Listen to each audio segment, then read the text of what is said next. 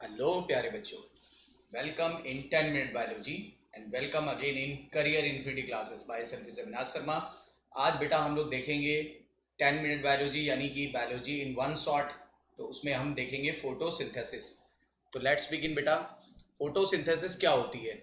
जैसा कि आप देख पा रहे हो स्क्रीन पे कि फोटोसिंथेसिस के समय पौधा CO2 ले रहा है और पानी ले रहा है। पौधा CO2 ले रहा है और वाटर ले रहा है, यानी इनऑर्गेनिक मटेरियल ले रहा है। इन इनऑर्गेनिक मटेरियल्स को बेटा वो केमिकल रिएक्शंस द्वारा के किस में चेंज कर देगा? सुगर में। यानी CO2 plus water will be change into sugar. और ये सुगर जो होती है बेटा, ये ग्लूकोज के रूप में बनती है। लेकिन अगर आपको ये पूछा जाए कि ये सुगर ट्रांसपोर्ट किस रूप में होती है, your answer should be sucrose. और अगर ये पूछा जाए कि ये जो सुगर होती है ये पौधा स्टोर किस रूप में करता है, तो बेटा स्टोर करता है किस रूप में? स्टार्च के रूप में। तो फोटोसिंथेसिस के दौरान सुगर बनती किस रूप में है? ये फर्स्ट क्वेश्चन बन सकता है, ग्लूकोज। फिर वो ट्रांसपोर्ट किस रूप में होती है? सुक्रोज। और बेटा अगर ये पूछा जाए कि ये सुगर जो होती है वो किस फॉर्म में स्टोर होती है, तो स्टार्च। ठीक है बेटा, फोटोसिंथेसिस से सिर्फ खाना ही नहीं बन रहा है। फोटोसिंथेसिस से सिर्फ खाना यानी सुगर ही नहीं बन रहा है, बल्कि साथ ही साथ ऑक्सीजन गैस भी लिबरेट हो रही है। तो ऑक्सीजन गैस हमारी रेस्पिरेटरी पाथवे में यूज हो जाता है और हम एरोबिक रेस्पिरेशन करते हैं तो हम O2 यूज कर लेंगे और फूड को ऑक्सीडाइज कर देंगे और इससे एनर्जी मिल जाएगी और हम एक बाई प्रोडक्ट भी निकालेंगे जिसको बोलते हैं CO2। तो बेटा पौधों से हम जुड़े हुए हैं तो पौधे भी हमसे जुड़े हुए हैं। हम उन्हें CO2 दे रहे हैं, वो हमें O2 दे रहे हैं। ठीक है, वो खाना बना करके हमें दे रहे हैं और हम भी उनकी सेवा करते हैं, देख रेख करते हैं। तो इसलिए दोनों म्यूचुअली जुड़े हुए हैं। इकोसिस्टम में हर जीव एक दूसरे जीव यानी ऑर्गेनिज्म से जुड़ा है। तो फोटोसिंथेसिस का मतलब पौधा लाइट की प्रेजेंस में, आप यहाँ देखिए, पौधा सनलाइट की प्रेजेंस में क्या करेगा? CO2 और वाटर को ले लेगा और CO2 और वाटर को लेने के बाद वो शुगर बना लेगा और साथ में ऑक्सीजन गैस भी लिबरेट कर देगा। तो इससे डुअल फायदा है बेटा। एक तो सबको ऑक्सीजन मिल जा रही है और दूसरा सबसे बड़ा फायदा क्या है? दूसरा सबसे बड़ा फायदा ये है कि सबको भोजन मिल जा रहा है। पूरे इकोसिस्टम में जो भोजन मिलता है वो प्लांट से ही मिलता है, इसीलिए इन्हें प्रोड्यूसर भी कहते हैं। तो फोटोसिंथेसिस कैसी प्रोसेस है बेटा? एंजाइमेटिक प्रोसेस है। और इसमें इसमें CO2 और वाटर यूज हो रहा है। CO2 और वाटर सिंपल प्रोडक्ट है, जबकि जो शुगर होती है वो कॉम्प्लिकेटेड प्रोडक्ट है। अगर सिंपल चीजों से कॉम्प्लिकेटेड चीजें बनेंगी तो बेटा बोलते हैं एनाबोलिक प्रोसेस। तो एनाबोलिक प्रोसेस है, इसमें ऑर्गेनिक कंपाउंड बनता है। कौन सा ऑर्गेनिक कंपाउंड बनता है, कहाँ बनता है? तो क्लोरोफिल पिगमेंट की हेल्प से बनेगा। और इस ऑर्गेनिक कंपाउंड को बनाने के लिए दो केमिकल काम आए थे, CO2 और वाटर। और साथ में एनर्जी भी चाहिए थी। ये एनर्जी इनको सनलाइट से मिली। Sunlight is the source of energy, यानी पौधे CO2 और वाटर को यूज कर लेते हैं और सनलाइट की एनर्जी को यूज कर लेते हैं और केमिकल बना लेते हैं। उस केमिकल का नाम है ग्लूकोज। ठीक है, ये देखिए रिएक्शन लिखा हुआ है, 6CO2 plus 12 molecule of water, sunlight की प्रेजेंस में, क्लोरोफिल की प्रेजेंस में, एंजाइम की प्रेजेंस में ग्लूकोज बन गया। साथ में 6 मॉलिक्यूल ऑफ वाटर भी निकला और 6 O2 निकली। और ये O2 हम लोग यूज कर लेंगे अपने एरोबिक रेस्पिरेशन के लिए। कुछ हिस्टोरिकल परसेप्सिव देखते हैं बेटा, उसमें क्या होगा? जोसेफ प्रिस्ले सन 1770 में जोसेफ प्रिस्ले ने क्या बताया? जोसेफ प्रिस्ले ने बताया क्या कि पौधे जो होते हैं फाउल एयर लेते हैं और वो प्योर एयर निकालते हैं। फाउल एयर यानी CO2 ले लेते हैं और O2 निकालते हैं। यानी O2 की डिस्कवरी का क्रेडिट किसको गया बेटा? जोसेफ प्रिस्ले ने। इन्होंने बेल जार एक्सपेरिमेंट किया था। उसमें जलती हुई कैंडल लिया था और जिंदा माउस लिया था। और जब उन्होंने पौधे को नहीं लिया था तो ये कैंडल बुझ गई थी और ये माउस मर गया था। लेकिन जब उन्होंने साथ में एक पौधा भी ले लिया, कौन सा पौधा लिया इन्होंने जो पौधा लिया था वो था पुदीने का पौधा यानी मिंट प्लांट। इससे क्या हुआ? उसने फाउल एयर यानी CO2 ले लिया और O2 निकाल दिया। इसलिए पूरा सिस्टम या सेटअप मेंटेन रहा। इंजन हॉज ने इन्हीं के एक्सपेरिमेंट को आगे बढ़ाया। उन्होंने बोला release of O2 by the plant was possible only in the sunlight. मतलब इन्होंने क्या किया? प्रिस्टले के सेटअप को एक बार धूप में रखा, एक बार छाया में रखा। छाया यानी डार्क में फोटोसिंथेसिस नहीं होती, इसलिए पौधे ऑक्सीजन नहीं निकाल पा रहे थे। लेकिन जब धूप होती है तो पौधे ऑक्सीजन निकाल पाते हैं। तो क्या लिखा हुआ है? Release of O2 by the plant was possible only in the sunlight and only by the green part of the plants. और फोटोसिंथेसिस सिर्फ ग्रीन पार्ट करते हैं, ये भी पता चल गया। उन्होंने एक एक्वेटिक प्लांट दिया था, नाम पूछा जाता है, नाम है बेटा हाइड्रिला। नाम है हाइड्रिला। अच्छा, ये डी सैस्यूर, थियोडोर डी सैस्यूर, इन्होंने क्या बोला कि वाटर इज इसेंशियल या water is essential requirement for the photosynthesis, मतलब बिना पानी के फोटोसिंथेसिस असंभव है, ये इन्होंने बोला था। ठीक है। टी डब्ल्यू इंगलमैन ने क्या किया, इन्होंने डिफरेंट डिफरेंट वेवलेंथ की लाइट को पौधों पे डाला और पौधों पर डालने के बाद देखा कि किस लाइट में फोटोसिंथेसिस सबसे बढ़िया हो रही है, तो उन्होंने पहली बार एक्सन स्पेक्ट्रम को बताया और ये भी बताया कि पौधे सबसे अच्छी रेड लाइट में फोटोसिंथेसिस करते हैं। उसके बाद जो सेकंड होती है वो होती ब्लू लाइट, तो सबसे अच्छी फोटोसिंथेसिस किसमें होती है, red light. Red light is best for the photosynthesis and second best light is the blue light, और इसी को एक्सन स्पेक्ट्रम बोलते हैं।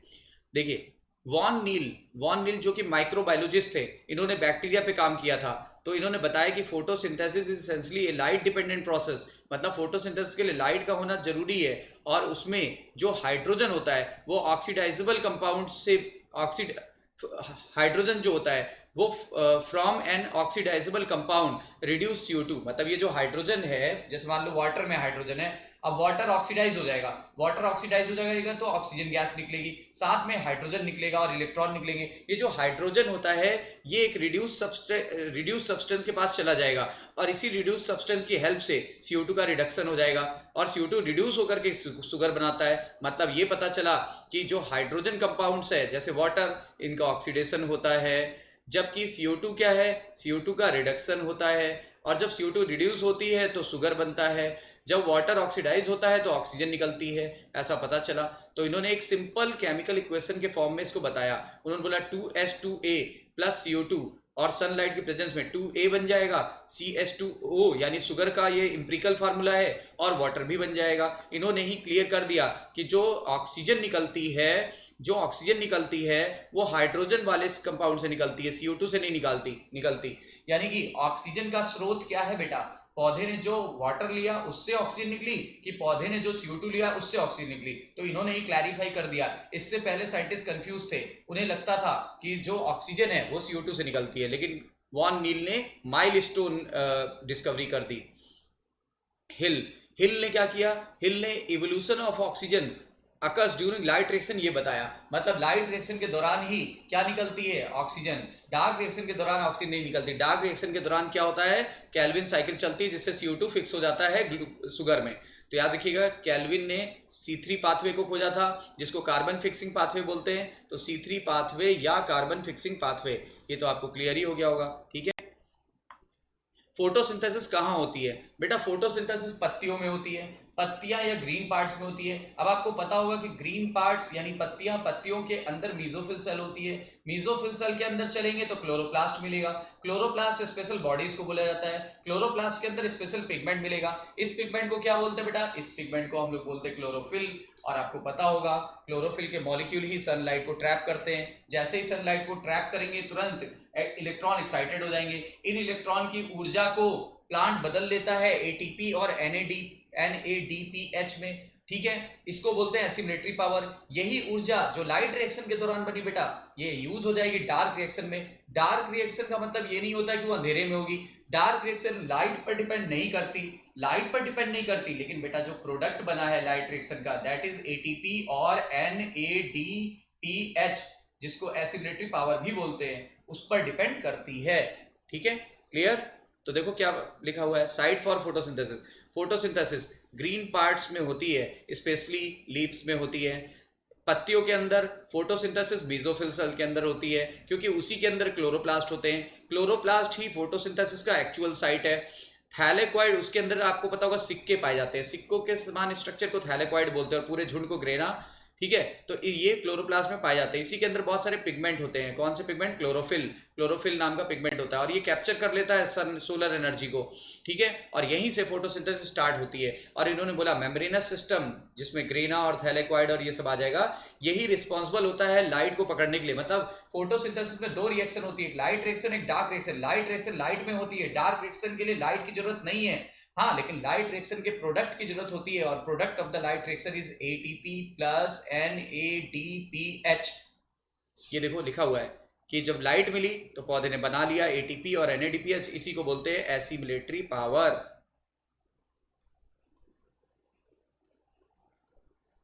और ये एसिमिलेटरी पावर लाइट रिएक्शन में बनी, लेकिन ये यूज हो जाएगी डार्क रिएक्शन में, जिसको बायोसिंथेटिक फेज भी बोलते हैं। इसी को केल्विन साइकिल भी बोलते हैं, क्योंकि ये केल्विन ने खोजा था। ठीक है, याद रखना। अच्छा, अब पिगमेंट कौन से इन्वॉल्व होते हैं फोटोसिंथेसिस में? दो तरह के पिगमेंट होते हैं, एक होता है मेन, एक होता है एसेसरी। एक होता है मेन, एक एसेसरी। क्लोरोफिल ए मेन है। ठीक है, तो ये देखिए, ये दिखाई पड़ता है ब्राइट या blue green in chromatograph, bright या ब्लू ग्रीन इन क्रोमेटोग्राफ। तो क्लोरोफिल ए ब्राइट या फिर ब्लू ग्रीन दिखाई पड़ता है क्रोमेटोग्राफ पर, और ये मेजर पिगमेंट होता है। मैंने बोला था ये मेन पिगमेंट होता है, और ये रिएक्शन सेंटर की तरह काम करता है। रिएक्शन सेंटर क्या होते हैं? जिसको सारे क्लोरोफिल मिल करके या सारे पिगमेंट मिल करके अपनी ऊर्जा ट्रांसफर कर देते हैं। मतलब जितनी भी ऊर्जा आएगी सब ट्रांसफर किसको कर दी जाएगी? रिएक्शन सेंटर को। ठीक है, और ये दो प्रकार का हो सकता है। PS2 में होता है ये P680, और PS1 में होता है P700। ये हाई फ्रिक्वेंसी वाला रिसीव करता है, ये लो फ्रिक्वेंसी वाला। Involve in trapping and converting the light into the chemical energy. किसमें इन्वॉल्व होता है क्लोरोफिल ए? ये लाइट को पकड़ भी सकता है और उसको केमिकल एनर्जी में भी बदलता है, और ये यूनिवर्सल फोटोसिंथेटिक पिगमेंट है, यानी सबसे यूनिवर्सल है। ठीक है, दूसरी बात क्या होगी? Chlorophyll B. क्लोरोफिल बी जो होता है ये येलो ग्रीन दिखाई पड़ता है क्रोमेटोग्राम पे, जबकि आपका जेंथोफिल जो होता है येलो दिखाई पड़ता है। कैरोटिनाइड जो होता है येलो टू येलो ऑरेंज दिखाई पड़ता है। ठीक है, in the blue and red region spectrum so higher rate of photosynthesis. मैंने आपको बताया था कि सबसे अच्छी फोटोसिंथेसिस कहाँ होती है? रेड लाइट में। सेकंड बेस्ट लाइट कौन सी होती है? तो blue light. Blue light second best light होती है। अच्छा, LHC क्या होता है? Light harvesting complex. एनसीईआरटी में दिया हुआ है कि लाइट हार्वेस्टिंग कॉम्प्लेक्स क्या होता है। LHC जो होता है किसका बना होता है? ये सैकड़ों पिगमेंट्स मॉलिक्यूल का बना होता है, जो प्रोटीन से बाउंडेड होता है, यानी hundreds of pigments molecule bound to the protein. NCERT की लाइन है। और ये कहाँ पाए जाते हैं? ये पाए जाते हैं फोटो सिस्टम 1 और फोटो सिस्टम 2 में। अच्छा, फोटो सिस्टम 1 और 2 नाम क्यों दिया गया? क्या पहले 1 काम करता है फिर 2 काम करता है? आंसर आएगा नहीं, ऐसा नहीं होता। पहले फोटो सिस्टम 1 और फिर 2 इसलिए नाम नहीं दिया गया। एक्चुअली फोटो सिस्टम 1 पहले खोजा गया था और फोटो सिस्टम 2 बाद में खोजा गया, इसलिए इसको 1 और 2 नाम दिया गया। Each photosystem has all the pigment except one molecule of chlorophyll। मतलब हर एक फोटोसिस्टम में सब कुछ होता है, लेकिन एक मॉलिक्यूल नहीं होता। कौन सा मॉलिक्यूल नहीं होता? क्लोरोफिल ए का मॉलिक्यूल नहीं होता। और क्लोरोफिल ए का मॉलिक्यूल क्यों नहीं होता? क्योंकि ये तो बॉस है, ये सबका लीडर है, तो इसीलिए ये LHC का पार्ट नहीं होता है। ठीक है, और LHC को क्या कहते हैं? एंटीना। LHC को एंटीना कहते हैं। Reaction centre of chlorophyll A is different in both photosystem. जैसे मैंने आपको बोला था, PS1 का फोटोसिस्टम 1 का रिएक्शन सेंटर P700 होता है, और अगर PS2 की बात करें तो अभी आपको बताया इसमें होता है P680। ये देखिए बेटा, ये है पूरा एंटीना या LHC मॉलिक्यूल। एंटीना या LHC मॉलिक्यूल, ये है आपका रिएक्शन सेंटर। रिएक्शन सेंटर दो प्रकार का हो सकता था, P700 ऑफ PS1 और P680 ये किसका होता है? Of PS2। ठीक है, ये देखिए, ये सारे लाइट को रिसीव करके और फिर किसको दे रहे हैं? कोर मॉलिक्यूल यानी रिएक्शन सेंटर को। रिएक्शन सेंटर क्या? रिएक्शन सेंटर से कौन ले लेता है? Primary acceptor.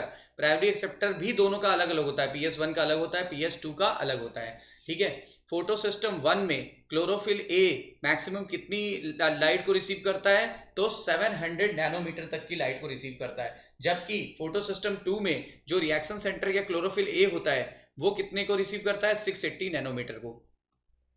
Process of photosynthesis दो स्टेप में होती है, दो फेज में होती है।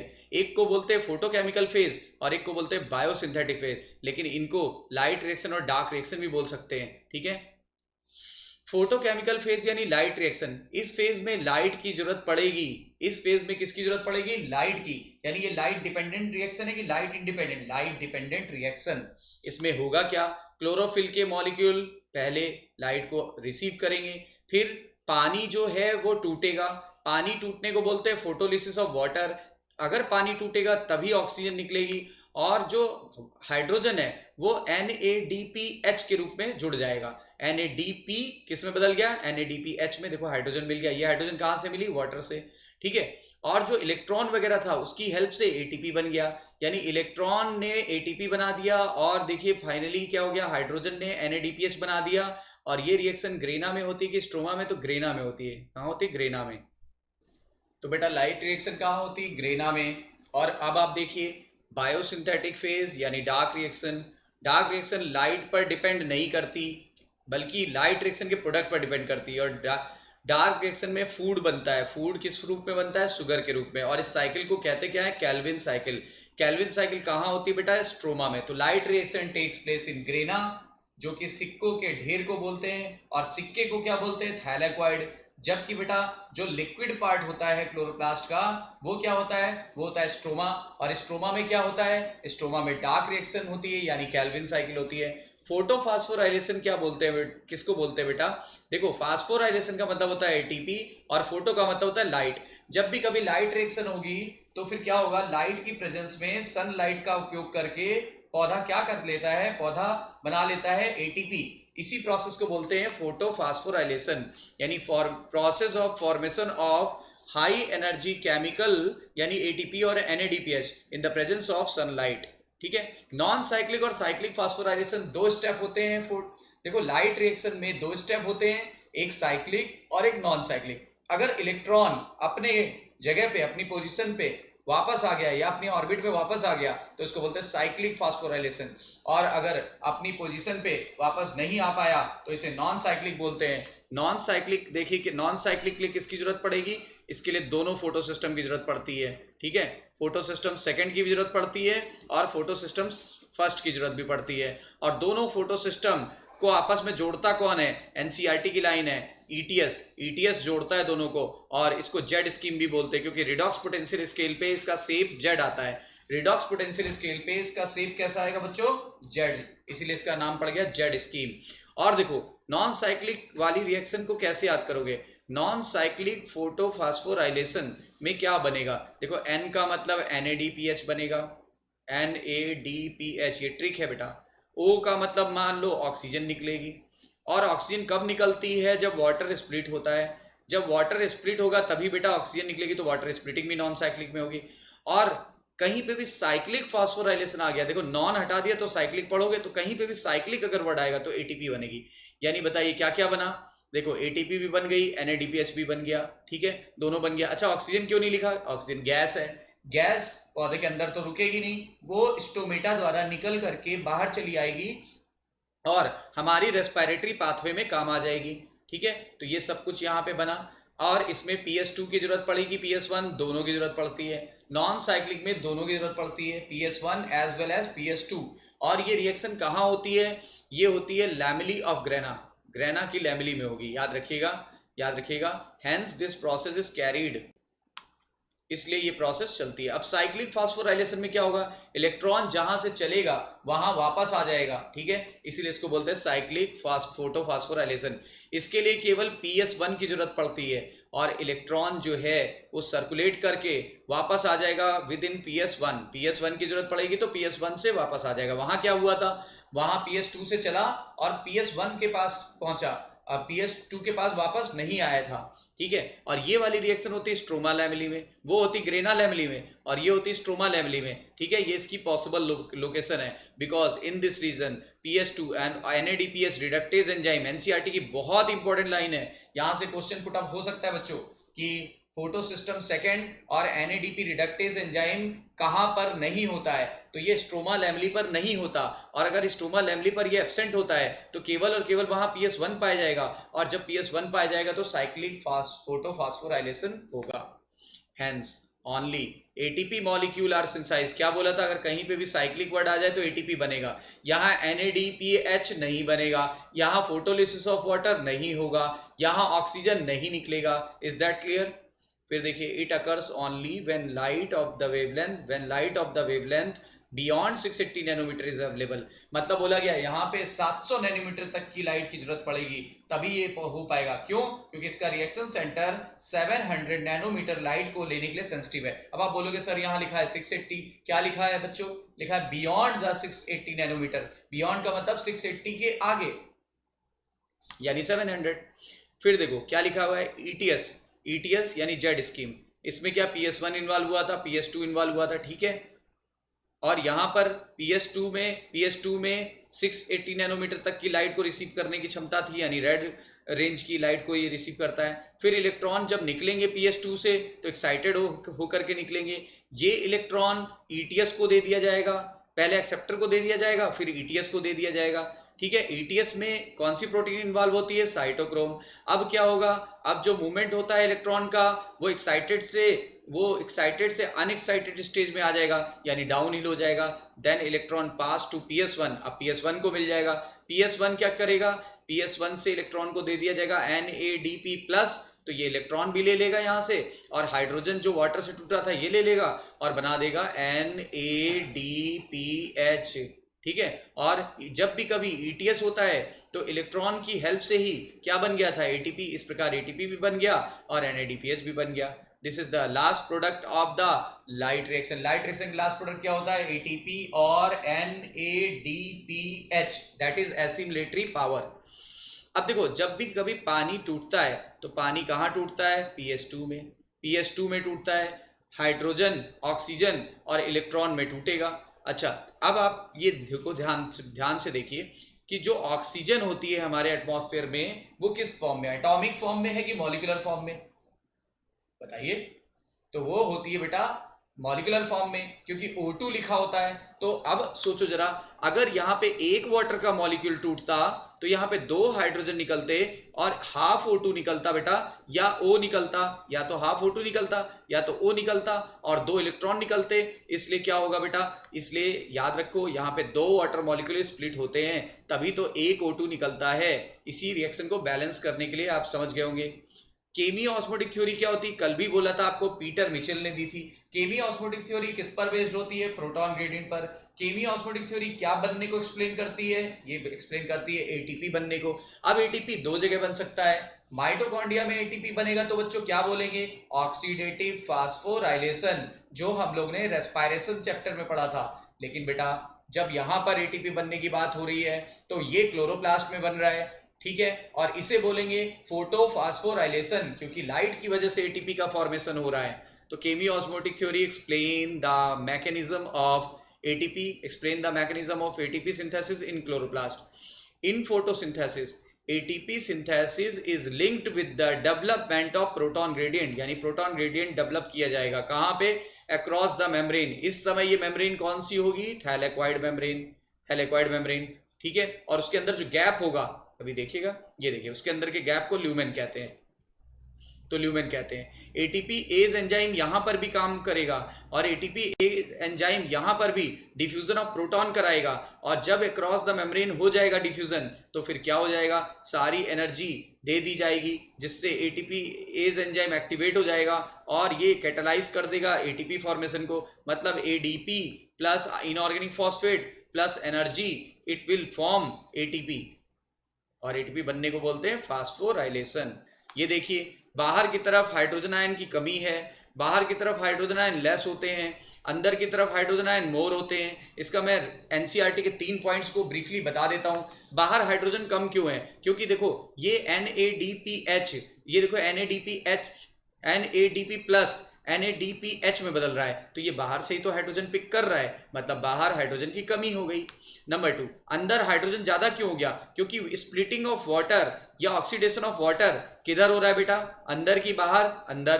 तो ये H+ आयन देखो अंदर की तरफ बढ़ गए।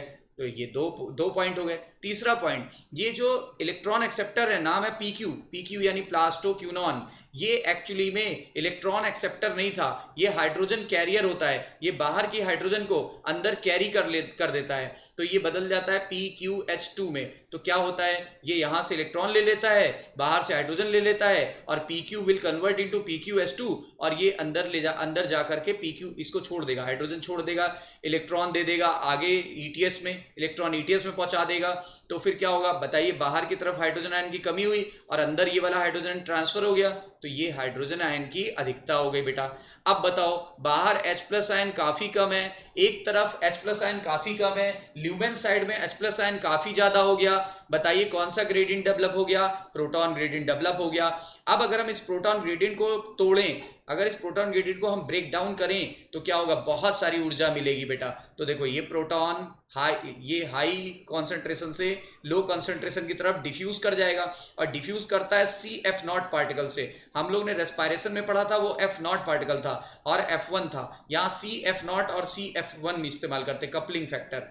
तो ये क्या है, CF0 जो F0 के समान है, CF1 जो F1 के समान था। वहां पर भी इसको एटीपी सिंथेस बोल रहे थे, यहां पर भी बोलेंगे। इसने क्या किया, सारी ऊर्जा को जो हाइड्रोजन आयन से मिल रही थी उसको ADP प्लस फॉस्फेट प्लस उस ऊर्जा को देके ATP में बदल दिया, ठीक है। यानी प्रोटॉन ग्रेडियंट जब टूटा तो बहुत सारी एनर्जी निकल गई। पहले प्रोटॉन ग्रेडियंट को मेंटेन किया गया, मेंटेन करने का मतलब लो से हाई किया गया, और फिर हाई से लो हो गया यानी ब्रेक हो गया, और सारी ऊर्जा ADP प्लस इनऑर्गेनिक फॉस्फेट को मिल गई, जिससे ADP plus inorganic phosphate adenosine triphosphate यानी ATP में बदल गया। इसी को बोलते बेटा केमी ऑस्मोटिक थ्योरी, जो कि रेस्पिरेशन और फोटोसिंथेसिस दोनों में कॉमन होती है। बायोसिंथेटिक फेज को केल्विन साइकिल भी बोलते हैं या C3 साइकिल भी बोलते हैं।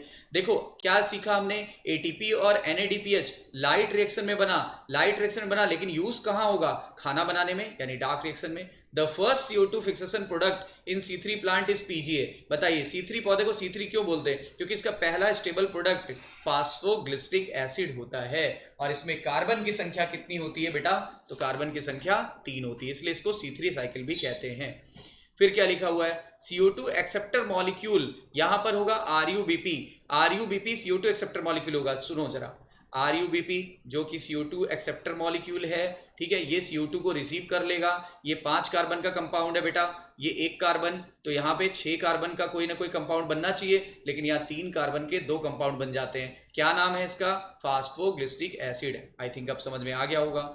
ये साइक्लिक पाथवे है, क्योंकि केल्विन साइकिल नाम दिया गया, मतलब लास्ट प्रोडक्ट से फर्स्ट प्रोडक्ट जरूर बनेगा। और इसका नाम केल्विन क्यों पड़ा, क्योंकि मेल्विन केल्विन नाम के साइंटिस्ट ने इसको खोजा था, ठीक है। और ये 3 स्टेप में होता है। कौन से 3 स्टेप होते हैं, CR स्क्वायर यानी कि कार्बोक्सिलेज, रिडक्शन और रीजेनरेशन ऑफ RUBP। पहला कार्बोक्सिलेशन होता है, इसमें क्या हुआ, देखो CO2 RUBP से जुड़ गया और पहला स्टेबल प्रोडक्ट बन गया, यानी CO2 combines with RUBP to form the phosphoglyceric acid in the presence of rubisco enzyme. यहीं पे रुबिस्को एंजाइम काम करता है, जो दुनिया का सबसे पाए जाने वाला प्रोटीन है, दुनिया का सबसे ज्यादा पाए जाने वाला मोस्ट एबंडेंट प्रोटीन है, ठीक है। और ये कहाँ पाया जाता है, स्ट्रोमा में, क्योंकि डार्क रिएक्शन स्ट्रोमा में होती है, ठीक है। दूसरा स्टेप होगा रिडक्शन। अब बेटा एसिड को रिड्यूस करेंगे, आप बताओ केमिस्ट्री में पढ़ा होगा, एसिड को रिड्यूस करोगे तो एल्डिहाइड बनेगा, एल्डिहाइड को रिड्यूस कर देंगे अल्कोहल बन जाएगा, ठीक है। अब आप बताओ, यहाँ पे आपके पास एसिड है बेटा, जब इसको रिड्यूस करोगे तो रिड्यूस करने के लिए रिड्यूसिंग एजेंट की जरूरत होती है, और ये रिड्यूसिंग एजेंट वही है बेटा जो लाइट रिएक्शन के प्रोडक्ट के रूप में बना था। क्या था लाइट रिएक्शन का प्रोडक्ट, चलिए बताइए कमेंट बॉक्स में। चलिए मैं बता देता हूं, ATP और NADPH। तो ATP और NADPH ये रिड्यूसिंग एजेंट की तरह काम करेगा। ये क्या करेगा, ये CO2 को रिड्यूस करके कार्बोहाइड्रेट बना देगा।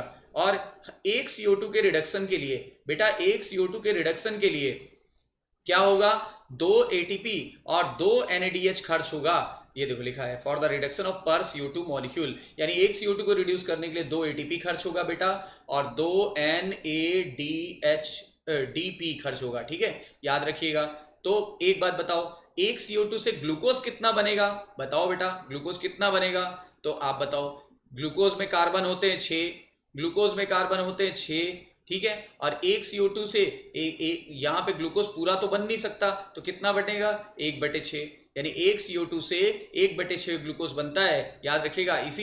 इसीलिए हमको 6 CO2 जब तक फिक्स नहीं करने पड़ेंगे तब तक एक ग्लूकोज का मॉलिक्यूल नहीं बनेगा। तो कितनी बार केल्विन साइकिल चलती, 6 बार। कितने ग्लूकोज बनाने के लिए, 1 ग्लूकोज बनाने के लिए, ठीक है, याद रखिएगा। रीजनरेशन, किसका रीजनरेशन, जहां से रिएक्शन स्टार्ट हुई थी वहां खत्म करो बेटा। वहां खत्म कैसे होगी, जब CO2 एक्सेप्टर मॉलिक्यूल जिसका नाम था RUBP वो दोबारा बन जाएगा, तभी रिएक्शन खत्म होगी। इस स्टेप में एक CO2 के लिए एक RUBP की जरूरत होगी, तो एक ATP भी खर्च करना पड़ेगा। अब बताओ टोटल एक CO2 फिक्सेशन के लिए कितने ATP खर्च करने पड़े, चलो एक बार मैं बता देता हूं। देखो एक CO2 को फिक्स करने के लिए 3 एटीपी, एक ये और एक यहां पे एटीपी खर्च हुआ था, 3 एटीपी खर्च करने पड़े। और NADPH NADH यहां पे खर्च करना पड़ा, NADPH यहां खर्च करना पड़ा, कितने? 2। तो देखो एक CO2 को फिक्स करने के लिए 3 ATP खर्च हो रहा है और 2 NADPH खर्च हो रहा है, ठीक है। और प्रोडक्ट क्या बनेगा? ग्लूकोज बनेगा। कितना ग्लूकोज बनेगा? 1/6। तो बेटा एक बात बताओ, जब 6 CO2 को फिक्स करेंगे तो कितने एटीपी खर्च हो जाएंगे? 6 टाइम कर दो, यानी 18 एटीपी खर्च हो जाएंगे बेटा, और 12 NADPH खर्च हो जाएंगे, 12 NADPH खर्च हो जाएंगे। तो कितना ग्लूकोज बन जाएगा? पूरा एक मॉलिक्यूल बन जाएगा। तो देखो एक CO2 पे भी क्वेश्चन आ सकता है और 6 CO2 पे भी क्वेश्चन आ सकता है। इसीलिए बताओ एक मॉलिक्यूल ग्लूकोज बनाने के लिए कितनी बार केल्विन साइकिल चलेगी? 6 टाइम्स। कितनी बार चलेगी? 6 टाइम। कुल कितने एटीपी खर्च होंगे? 18 ATP और 12 NADPH। अब एक दूसरी साइकिल है C4 साइकिल। बेटा इसको जरा देख लो, ये देखो एटमॉस्फेरिक CO2। अब क्या हुआ? अभी तक फोटोसिंथेसिस हो रही थी या केल्विन साइकिल हो रही थी मेसोफिल सेल में, अब यहाँ पे बंडल स्थित सेल भी इन्वॉल्व हो गई। क्यों? अब इस केल्विन साइकिल को यहाँ क्यों चलाना है? इस केल्विन साइकिल का जगह क्यों बदल दिया? क्योंकि मेसोफिल सेल स्टोमेटा के काफी करीब होती है। अगर स्टोमेटा के काफी करीब होती है तो CO2 के साथ साथ O2 भी आ जाएगा, और बेटा जब O2 आ जाता है तो क्या होता है? तो रुबिस्को एंजाइम डुअल नेचर का है, ये CO2 को भी लाइक करता है, O2 को भी लाइक करता है। तो अब ये O2 को लाइक करने लगेगा। जब O2 को लाइक करेगा तो एक नई दुर्घटना हो जाएगी। मैं घटना नहीं बोल रहा हूं, दुर्घटना। इसका नाम है फोटो रेस्पायरेशन। तो फोटो रेस्पायरेशन एक दुर्घटना है, जिससे क्या घाटा होगा? इसमें ये घाटा होगा कि रुबिस्को ने अपना नेचर बदल दिया। रुबिस्को CO2 को फिक्स करने की बजाय O2 फिक्स कर दिया। जब O2 फिक्सेशन होगा तो फोटोसिंथेसिस का रेट घट जाएगा और एक फालतू की साइकिल चलने लगेगी। इसी फालतू की साइकिल को फोटो रेस्पायरेशन या वेस्टफुल साइकिल बोलते हैं। ये सबसे बड़ा ड्रॉबैक था C3 पौधों का। इसीलिए अगर हम केल्विन साइकिल को मीजोफिल में ना चला करके कहाँ चला लेंगे? बंडल शीथ में, जो स्टोमेटा से काफी दूर है। जब स्टोमेटा से काफी दूर है तो यहाँ पे ना तो CO2 आएगा ना O2। अब लेकिन समस्या ये हो गई, बिना CO2, अगर O2 नहीं आएगा तो अच्छा है, अगर O2 नहीं आएगा तो अच्छा है, रुबिस्को केवल CO2 को लाइक करेगा। लेकिन भाई CO2 भी तो नहीं आ रहा है ना, क्योंकि बंडल शीथ सेल की दीवार काफी मोटी होती है, गैसेस के लिए इम्परमेबल होती है। तो बेटा जब CO2 ही नहीं आएगा तो पौधा अपना खाना कैसे बनाएगा? पौधा CO2 को ही तो फिक्स करके अपना खाना बनाता है। अब बताइए CO2 भी आना बंद हो गया, तो इसका जुगाड़ ये सोचा गया कि देखो मीजोफिल सेल को कहा गया, देखो तुम ऑक्सीजन के लिए और CO2 के लिए, दोनों के लिए परमेबल हो, तो हम एक काम करते हैं, हम रुबिस्को को वहां बिठाते ही नहीं है। जहां पे गैसेस अवेलेबल है हम रुबिस्को को वहां नहीं बिठाएंगे, हम रुबिस्को को वहां बिठाएंगे जहां गैस अवेलेबल नहीं है। जैसे बंडल शीथ में गैस अवेलेबल नहीं थी तो यहां पे बिठा दिया जाएगा, ठीक है। लेकिन अब समस्या ये उठती है कि यहां से CO2 यहां तक कैसे पहुंचाया जाए? तो आंसर आएगा, इसकी दीवार से तो आ नहीं सकती O2 और CO2। क्यों? क्योंकि इसकी दीवार है गैसेस के लिए इम्परमेबल। तो एक जुगाड़ सोचा गया। क्या जुगाड़ सोचा गया? कि यहां से CO2 को पकड़ेगा ये नया मॉलिक्यूल, यहां पे CO2 को कोई और पकड़ेगा। कौन पकड़ेगा? फास्फोइनोइल पायरुवेट। तो बताओ मेसोफिल में जिम्मेदारी दे दी कि CO2 को अब RUBP नहीं पकड़ेगा, कौन पकड़ेगा? PP, फास्फोइनोइल पायरुवेट, जो कि 3 कार्बन का कंपाउंड है, ये CO2 पकड़ लेगा। अब ये CO2 पकड़ने के बाद इसको एसिड में बदल देगा। ये यहाँ पे CO2 एसिड में बदल गया है, C4 एसिड। पहला कंपाउंड का नाम है OAA, इसीलिए साइकिल को बोलते हैं C4 साइकिल, क्योंकि इसमें कार्बन की संख्या कितनी है? 4, इसीलिए इसको बोलते हैं C4 साइकिल। अब ये तुरंत मैलिक एसिड या एस्पार्टिक एसिड में बदल जाएगा, मैलिक एसिड या एस्पार्टिक एसिड में बदल जाएगा, और प्लाज्मोडेस्माटा से होते हुए ये मीजोफिल सेल से बंडल शीथ में एंटर कर जाएगा। अब ये मैलिक एसिड या एस्पार्टिक एसिड अनस्टेबल होता है, इसीलिए बेटा ये टूट जाएगा, और टूटने के बाद यानी डीकार्बोक्सिलेशन हो जाएगा, इससे CO2 निकल गया। जब बताओ 4 कार्बन का कंपाउंड टूट रहा है तो 3 कार्बन का एक नया एसिड बनेगा, ठीक है। और एक कार्बन डाइऑक्साइड CO2 के रूप में निकल गया, एक कार्बन CO2 के रूप में निकल गया। अब यहाँ CO2 अवेलेबल हो गई। देखो ये गैसेस के लिए परमेबल था, लेकिन एसिड के लिए तो परमेबल था ना। एसिड यहाँ आगे एसिड के रूप में CO2 आ गई, फिर उसको स्प्लिट कर दिया गया और ये जो C3 एसिड बनता है बेटा, इसका नाम आप भली भांति जानते हो, क्या है? Pyruvic acid. अब ये पायरुविक एसिड प्लाज्मोडेस्माटा से वापस लौट गया ताकि साइकिल कंप्लीट हो, और इसने ये जो CO2 एक्सेप्टर था PEP वो दोबारा रीजनरेट कर दिया। इस प्रकार साइकिल चलती रहती है। और यहाँ पे एक स्पेशल एनाटॉमी जनरेट हो गई। इस एनाटॉमी को बोलते हैं हम लोग क्या? वृत्त एनाटॉमी या फिर क्रैंज एनाटॉमी। क्रैंज एनाटॉमी का मतलब होता है मालाकार। तो यहाँ पूरा माला जैसे चेन बन जाती ताकि गैसेस के लिए परमेबिलिटी हो जाए। ठीक है, आइए थ्योरी में देख लेते हैं। C4 प्लांट जैसे कि मेज, सोरगम, सुगर केन, इनके अंदर स्पेशल टाइप की लीफ एनाटॉमी होती है। मैंने बोला था इस एनाटॉमी को ही बोलते थे क्रैंज एनाटॉमी। इससे एक और फायदा हुआ, पौधा हाई टेम्परेचर को झेल सकता है। पौधा किसको झेल सकता है? हाई टेम्परेचर को। और जो पौधे हाई टेम्परेचर को झेल सकते हैं उन्हें ट्रॉपिकल प्लांट बोला जाता है। तो इन दिस वे पहला कौन सा एसिड बनेगा? 4 कार्बन का नाम क्या बताया था? OAA। This is the first stable product of the C4 pathway. अब ये C4 पाथवे में 4 कार्बन एटम है, इसलिए C4 नाम दिया। और इसको हैच एंड स्लैक साइकिल इसलिए बोलते हैं, इन्हीं 2 साइंटिस्ट ने खोजा था। अब लीफ में कितने प्रकार की सेल बना दी गई? 2। मेसोफिल तो थी ही थी, बंडल शीथ सेल तैयार कर दी गई। बंडल शीथ की सेल माला के आकार की होती है, इसीलिए क्रैंज या वृत्त एनाटॉमी बोला था। आगे finally initially CO2 is taken up by PEP। देखो CO2 पहले PEP ने पकड़ा, कहां पकड़ा था बेटा? मेसोफिल सेल में, और उसे बदल दिया एक 4 कार्बन के एसिड में। क्या नाम था? OAA। ठीक है, इसके लिए एंजाइम कौन सा था? पेप्केज। जैसे RUBP के लिए रुबिस्को, वैसे इसके लिए पेप्केज। अब OAA बदल गया था मैलेट में या एस्पार्टेट में, यानी मैलिक एसिड या एस्पार्टिक एसिड, और प्लाज्मोडेस्माटा से बंडल शीथ में पहुंच गया। यही तो अभी आपको बताया है। फिर देखिए अब डीकार्बोक्सिलेशन हो गया, यानी कि इनसे जो 4 कार्बन के कंपाउंड थे मैलिक एसिड या एस्पार्टिक एसिड, उससे CO2 रिलीज हो गया। इसको बोलते हैं डीकार्बोक्सिलेशन। डी मतलब रिमूवल, कार्बोक्सिलेशन मतलब CO2, जैसे डिहाइड्रेशन, डीहाइड्रोहेलोजिनेशन। ठीक है, फिर उसके बाद देखिए अब CO2 रिलीज हो गया। अब 3 कार्बन का एक कंपाउंड बचा। 4 कार्बन में से 1 कार्बन CO2 के रूप में, और 3 कार्बन का एक कंपाउंड बना, उसका नाम है पायरुविक एसिड। अब देखिए इन हाई CO2 कॉन्सेंट्रेशन रुबिस्को अपना सिंगल नेचर की तरह काम करेगा जब ऑक्सीजन है ही नहीं। मान लो मैं डुअल नेचर का हूं, CO2 को भी लाइक करता हूं, O2 को भी लाइक करता हूं। अब CO2 मेरे आसपास है ही नहीं तो मजबूरी है मैं O2 मेरे पास है ही नहीं तो मैं किसको लाइक करूंगा? CO2 को। वही चीज है यहाँ पे। अब ये ऑक्सीजनेस की तरह बिहेव नहीं करेगा, कार्बोक्सिलेज की तरह बिहेव करेगा, क्योंकि CO2 की यहाँ पे कोई कमी नहीं है और O2 तो अंदर आ ही नहीं रहा है। हेंस द फोटोसिंथेटिक लॉसेस, यानी फोटो रेस्पायरेशन। फोटोसिंथेटिक लॉस मतलब फोटो रेस्पायरेशन प्रिवेंट हो गया। कौन से पौधे में फोटो रेस्पायरेशन नहीं होता और इसके लिए क्या तरीका अडॉप्ट किया गया? तो C4 पौधे में फोटो रेस्पायरेशन नहीं होता और इसी कारण उसमें वेस्ट नहीं होता कोई भी फूड, और इसी कारण वो ज्यादा खाना बना पाते हैं, बेहतर फोटोसिंथेसाइजर हैं। RUBP operates not under Calvin cycle and pyruvate transported back to the mesophyll cell, यानी कि जो पायरुविक एसिड था वो बैक होकर के मेसोफिल सेल में चला गया ताकि वो जो रीजनरेशन कर दे। किसका रीजनरेशन कर दे? PEP का। और जब अगर PEP नहीं बनता तो साइकिल रुक जाती, इंटरप्ट हो जाती। साइकिल क्या हो जाती? इंटरप्ट।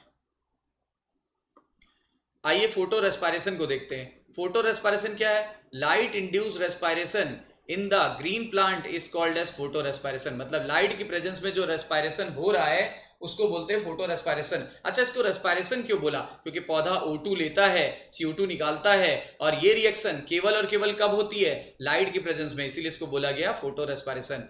C3 पौधों में O2 बंध जाता है, किसके साथ बन जाता है? रुबिस्को के साथ, क्योंकि डुअल नेचर का था, इसलिए CO2 फिक्सेशन डिक्रीज हो जाता है।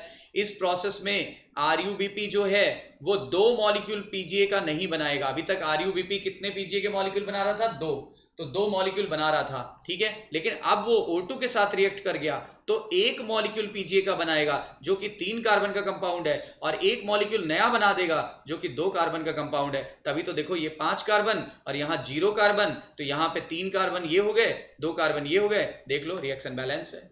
पहले क्या हो रहा था? RUBP 5 कार्बन का था और CO2 के साथ जब जुड़ रहा था तो CO2 का 1 कार्बन ऐड हो जा रहा था, इसलिए PGA जो कि 3 कार्बन का कंपाउंड है उसके 2 मॉलिक्यूल बन रहे थे। अब ऐसा नहीं हो रहा है। अब चूंकि PGA आधा बन रहा है पहले से, तो फोटोसिंथेसिस भी तो कम हो गई होगी ना।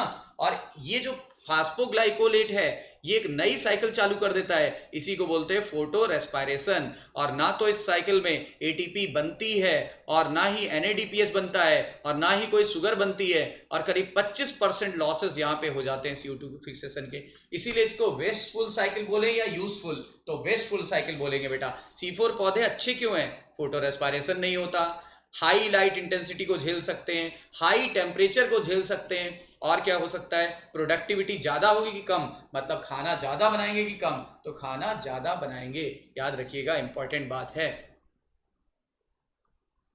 अब देखिए एडेप्टेशन इन C4 प्लांट। C4 प्लांट में क्रैंज एनाटमी होती है, दो टाइप की सेल इन्वॉल्व होती है, डाइमॉर्फिक क्लोरोप्लास्ट होगा। डाइमॉर्फिक से क्या मतलब है बेटा, मतलब एक बेसोफिल सेल वाला इन्वॉल्व हो रहा है और दूसरा बंडल शीथ सेल वाला इन्वॉल्व हो रहा है। और presence of rubisco in bundle sheath cell, देखो जगह बदल गई, रुबिस्को को कहां से उठा के कहां पे बिठा दिया गया, उठाया गया कहां से, तो उठाया गया मेसोफिल सेल से, और कहां ड्रॉप किया गया, बंडल शीथ में। पेप्केज को नया बिठाया गया, कहां बिठाया गया, मेसोफिल सेल में, उसको कहा गया CO2 तुम पकड़ोगे, अब RUBP नहीं पकड़ेगा। पांचवी बात क्या है, mechanism to increase the CO2 concentration near rubisco in bundle sheath increase, यानी क्या, CO2 को ज्यादा अवेलेबल कराया जाएगा, कहां पे, बंडल शीथ सेल में जो बैठा हुआ है रुबिस्को उसको, ताकि वहां पे ऑक्सीजन बिल्कुल ना मिले और CO2 ज्यादा से ज्यादा मिले।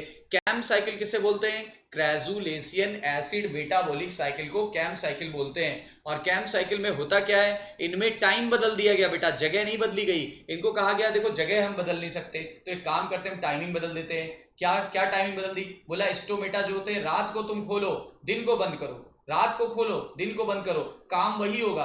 अब CO2 को रात को ही पकड़ लेंगे, रात को ही पकड़ के उसको एसिड में बदल देंगे। जब सवेरा होगा बेटा, जब दिन होगी, सूरज उगेगा, तो फिर क्या होगा, लाइट आएगी, लाइट रिएक्शन होगी, लाइट रिएक्शन होगी तो क्या होगा, एनर्जी मिल जाएगी। इसी एनर्जी का उपयोग करके रात को जो एसिड बनाया था CO2 को पकड़ के, रात को CO2 को पकड़ के एसिड बनाया था, उसको दिन में तोड़ देंगे और CO2 अवेलेबल हो जाएगी। CO2 अवेलेबल हो गई और स्टोमेटा बंद है तो O2 अंदर आएगा नहीं और पौधे का काम चलेगा। तो टाइमिंग बदल दी गई बेटा, किसमें जगह बदली, बंडल शीथ सेल में, किसमें टाइमिंग बदल दी गई, तो कैम पौधों में, ताकि क्या ना हो सके, photo respiration.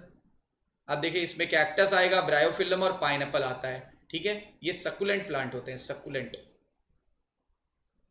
Law of limiting factor क्या होता है, यदि कोई भी फिजियोकेमिकल रिएक्शन कई सारे फैक्टर द्वारा प्रभावित हो रही है, अगर कोई भी फिजियोकेमिकल रिएक्शन एक से ज्यादा फैक्टर द्वारा प्रभावित हो रही है, तो वो फैक्टर लिमिटिंग फैक्टर कहलाता है जो सबसे कम अमाउंट या सबसे कम कॉन्सेंट्रेशन में हो, सबसे कम अमाउंट में हो या सबसे कम कॉन्सेंट्रेशन में हो, उसी को बोलते हैं limiting factor.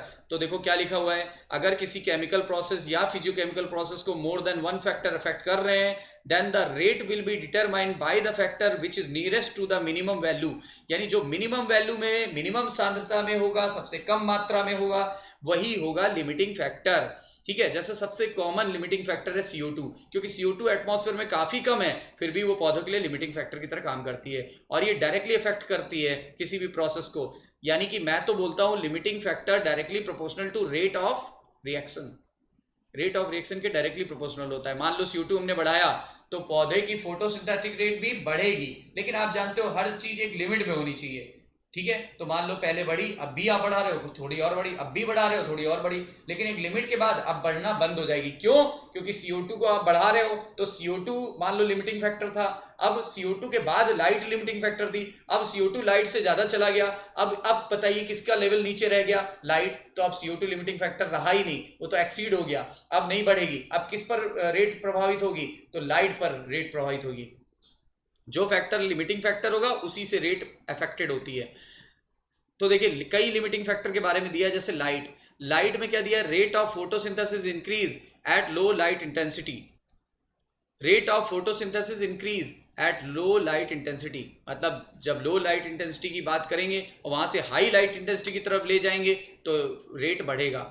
At high light intensity beyond A point the rate of CO2 fixation decrease, मतलब बोल रहे एक लिमिट आ जाएगी लाइट के लिए और उसके बाद CO2 फिक्सेशन डिक्रीज हो जाएगा। क्यों? क्योंकि अब वो फैक्टर रहा ही नहीं, मतलब लाइट लिमिटिंग फैक्टर अब नहीं रहा, कोई और फैक्टर काम करने लगा होगा। Longer hour of light duration favour more photosynthetic rate, देखो क्या कह रहा है, मेरी बात समझिएगा। एक पौधा है उसको 10 घंटे लाइट मिली, एक पौधा है उसको 8 घंटे लाइट मिली, तो दोनों का रेट ऑफ फोटोसिंथेसिस तो उतना ही है, क्योंकि उनकी लंबाई, चौड़ाई, ऊंचाई, मोटाई सब सेम ले ली है। तो आप बताइए दोनों का रेट ऑफ फोटोसिंथेसिस कितना है, सेम। एक 8 घंटे तक लेकिन खाना बना रहा है और एक 10 घंटे तक, तो ओवर एंड ऑल खाना किसका ज्यादा बनेगा, यानी किसकी ईल्ड ज्यादा होगी, तो 10 घंटे वाले की। लेकिन दोनों का रेट एक ही है, 1 किलोग्राम भोजन 1 घंटे में, दोनों 1 किलोग्राम 1 घंटे में बना रहा है, लेकिन 8 घंटे वाला 8 किलोग्राम बना लेगा और 10 घंटे में जो फोटोसिंथेसिस कर रहा है वो 10 किलोग्राम बना लेगा। लेकिन रेट पर कोई प्रभाव नहीं पड़ता है, याद करिएगा, ड्यूरेशन बढ़ाने से रेट पर कोई प्रभाव नहीं पड़ता है। दूसरा CO2 जो होता है, जब उसका कॉन्सेंट्रेशन बढ़ाएंगे तो क्या होगा, रेट ऑफ फोटोसिंथेसिस बढ़ेगी, क्योंकि ये मेजर लिमिटिंग फैक्टर है। लेकिन मैंने इसमें भी बोला था up to a limit. Temperature देखो बेटा, जो C3 पौधे हैं उसके लिए ऑप्टिमम टेम्परेचर होता है 20 से 25 डिग्री। अच्छा, और इस रेंज को बोलते हैं टेम्परेट रेंज। टेम्परेट, तो बताओ टेम्परेट प्लांट कौन होंगे, जो 20 से 25 डिग्री पे फोटोसिंथेसिस कर रहे हैं। कौन करता है 20 से 25 डिग्री पे, C3 पौधे। जबकि 30 से 45 डिग्री तक फोटोसिंथेसिस कौन कर रहा है, C4। तो मैंने अभी थोड़ी देर पहले आपको बोला था जो हाई टेम्परेचर पर एग्जिस्ट करते हैं उनको ट्रॉपिकल प्लांट बोलते हैं। तो बताइए C3 प्लांट आर टेम्परेट की ट्रॉपिकल, टेम्परेट, और C4 plant tropical.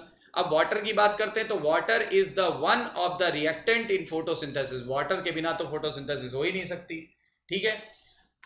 But it affect the rate of CO2 fixation rate. Water भी फोटोसिंथेटिक रेट को अफेक्ट कर सकता है। अगर पानी की मात्रा बहुत कम हो जाएगी, तो सोचिए पानी की मात्रा कम हो जाएगी, स्टोमेटा खुला था, क्लोज हो गया। अगर स्टोमेटा क्लोज हो गया तो आप बताइए क्या होगा, स्टोमेटा क्लोज हो गया तो CO2 की एंट्री नहीं होगी, और अगर CO2 की एंट्री नहीं होगी तो CO2 फिक्सेशन स्लो हो जाएगा, यानी स्टोमेटा क्लोज हो जाएगा पानी की कमी में, और इससे CO2 की अवेलेबिलिटी डिक्रीज कर जाएगी या रिड्यूस हो जाएगी, और इस वजह से रेट ऑफ फोटोसिंथेसिस है वो घट जाएगी। ठीक है बेटा, चलिए, तो आपने आई होप सो कि फोटोसिंथेसिस का कंप्लीट रिवीजन कर लिया बायोलॉजी इन वन शॉट में। अब उसके बाद हम लोग मिलते हैं बेटा अगले चैप्टर में, ठीक है। तब तक लाइक, सब्सक्राइब और शेयर करना ना भूलिए। All the best, take care.